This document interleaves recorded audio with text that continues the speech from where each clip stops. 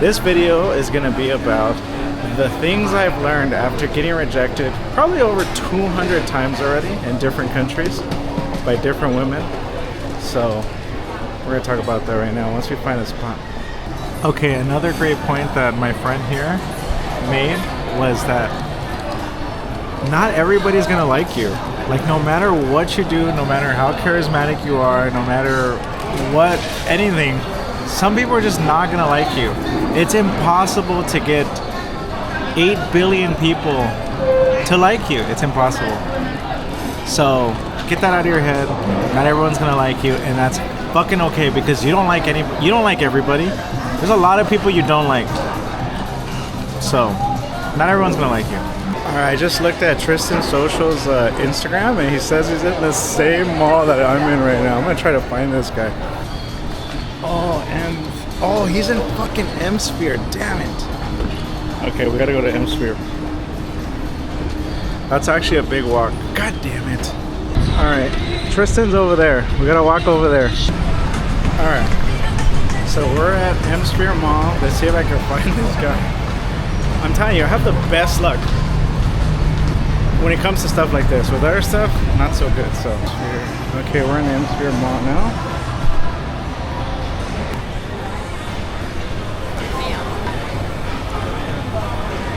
Oh, I fucking found him!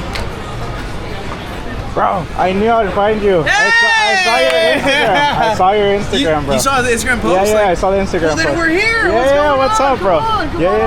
Filming right now? Yeah, I'm filming What's right now. going on, everybody? What's happening? Tristan Social. We are outside right now, man. It's a real deal. It's amazing. It's amazing. Yeah. What's your name, brother? Roberto. Roberto, it's a placer. What do you do, brother? Right now I'm actually just doing this shit, just doing YouTube. Yeah. Nice. I just started my channel like a month ago. Congratulations. Yeah, I still don't know what it's about, so I'm just winging it right now. Fuck yeah. Yeah. That's the best part. Like I'm almost at 100 subscribers. There we go. First 100 is the hardest 100, bro. 100 subscribers. Yeah. Bro, look at this. I'm gonna put you on the gram real quick. Yeah, hell yeah. Alright guys, so my boy Roberto pulled up on me. He pulled up on me. He said, I found you. He said, wait, M-Sphere? I'm there, buddy. I'm there. This is my spot. Hey. So you have a YouTube channel as well? I do have a YouTube channel, yeah. Barely starting up right now, doing some approaching, just living life, solo traveling alone, just making my days the best days I could possibly be, you know? So we're gonna tag my boy Roberto right here. Go give him a follow. First one to come to the mall to find me. My guy, let's go. Thank you. What are the first things you learned? Like right away, like the things that were so obvious to you when you kind of first started approaching and putting yourself out there. What are the things you noticed right away? The first things that I noticed is that like my fear levels are gonna dictate how much I move. One of the very first things is like she's never as attractive as you think she is. Like when you walk up to her and you talk to her, your initial approach or your initial fear is like she is so beautiful, she's way out of my league. But what happens is she's not that good looking. Nobody ever is. She could be a 10 from 50 feet away, but then you get up to her, you start seeing a little bit of a wrinkle or like her tooth is a little funny. So it's like once you start doing it, you're like, what was I even nervous about? What was I scared about? Exactly. So you humanize them. That's a good way to put it. That's a super good way to put it. Man, it's so funny. Like when you really think about it, like when you go and approach a girl, you're chasing a girl. You're chasing her to pay for her food and to like pay for you guys to go to the movies. It's like you're running after a liability at that point. So it's like yeah, I'm gonna approach you because you're cute, but like this is an investment. I'm gonna have to put some money down for this one way or another. Like if I'm buying a smoothie or a taxi ride over, or like whatever, you're gonna come out of pocket. Yeah, like I just did right now. Like exactly. Yeah. Cute girl, she's probably really sweet with you, but hey, who's bot paid for it? Your bot, yeah, 100%. What's another thing you learned? In the very beginning of your adventures, it becomes addictive.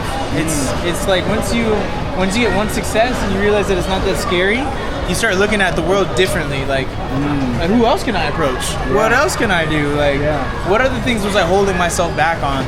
Like what happens usually when you have a hard conversation with somebody and like something that you've been putting off, as soon as you have that hard conversation, you're like, well, what other conversations do I need to have? Like what what more can I do? Like, and then you have like a momentum kick behind you.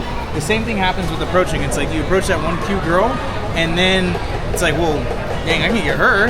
Yeah. Well, you know, who else can I get? What's going on? What's going on? Yeah. You kind of build a roster. You build a proof. Mm-hmm. You build your proof. Yeah. Nice. Yeah. What's Very the first true. thing that you learned when after starting to go up? Let me think. It's not personal. That's one of the things I learned. Oh. It's not personal. It's not personal. It's not personal. Like we said this earlier, right? They don't know who you are. And you know, that actually really helped me out with discovering the value that I provide to people as well. You know, Daniel Nico, my mentor in the confidence game, he was like, bro, you're a novelty man. You're an older gentleman. Your family's from Mexico. You have a U.S. passport. You have all this culture behind you. Yeah. Your grandma speaks Spanish. You eat the food. Like, people would love to experience that stuff. And that's like a whole new world for people. And they would be lucky to experience that. And you have to value that. You know what I mean? 100%. Yeah, if you don't know what cards you hold at the table, you're never going to play them. Like, if you thought pocket aces was a bad hand, you'd be like, fuck, like I'm losing every hand.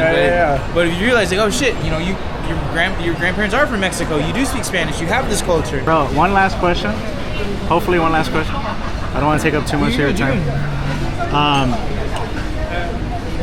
There's days I wake up, have a lot of energy. I just want to attack the world. Some days I don't.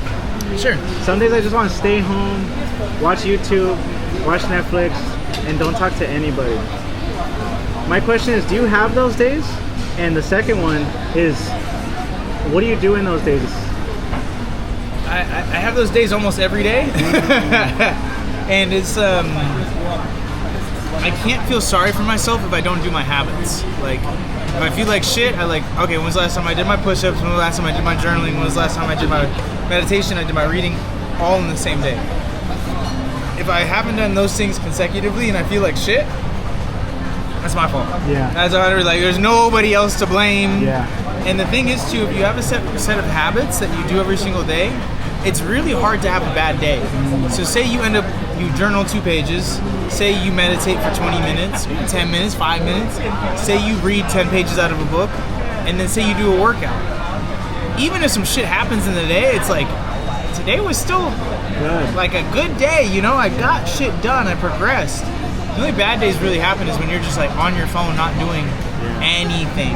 Like, and that's one of my biggest advice pieces to younger generation. Get off your phone. What's your screen time, bro? Let's see We're your not fucking going on a screen time. We're not going on a screen time. time. Just it's at least 5 hours a day that I'm on my 5 phone. hours a Doing your habits every single day allows you to push through those down times. Everybody gets them. It's not who can be perfect. It's who can rebound the quickest from their mistakes. Yeah, that's true. That's even with approaching too. How fast can you rebound? Because I've been rejected sometimes, and I like took a week off, bro. 2 weeks off. I was hanging out with Mystery last week, and they were at a bar or club, and they're like, yeah, the girls that were just like terrible. They're just bitches. Like, not so much you could do there. And you're like, Yeah. It is what it is. It is what it is. That's crazy. And then, yeah, I just learned who Mystery was. Sure. With Daniel. He kind of introduced me to like the history of all this. A whole new world. Yeah. I didn't know the history about this, bro. It goes deep. It's It about goes 30 years deep, 35 years deep of like scientific pickup training.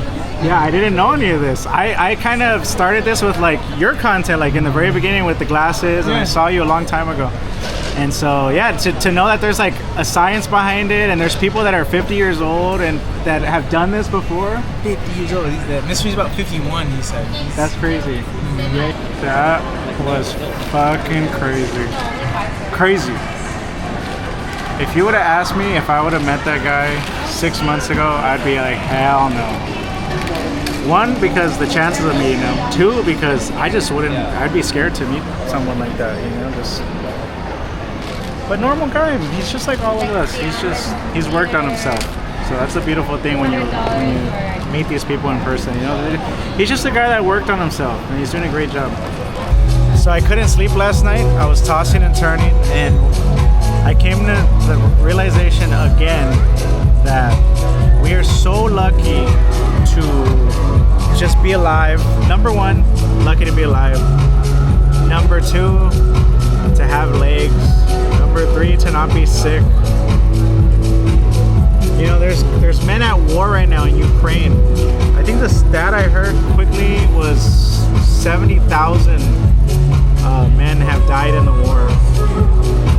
And the only difference between me and them is that they were just born in that country and I wasn't. They had no decision on where they were born. That was just the cards that they were dealt.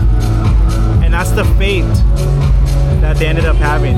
They forced all the men in Ukraine to go to war. They couldn't do anything. And so, yeah, you just think about that. You could have been dead in a war right now. So when you think you have a shitty day, I don't think you really had a shitty day, brother. I think it actually went really well. Like Tristan said earlier in the video, I was like, I asked him, what do you do when you get up and you just don't feel like it? And he's like, dude, that's most days. This fucking guy said that that's most days. Insane, man. And he's such a happy-go-lucky guy, so that tells you something. It's all on you. All on you. Alright, I want to end this video on some reflections that I've had. Doing this for, I don't know, the last 4 fucking months. My reflections are, I'm glad that I went out. I'm glad I'm doing this. It's tough. It's mentally draining sometimes. Like my social battery is low most of the fucking time.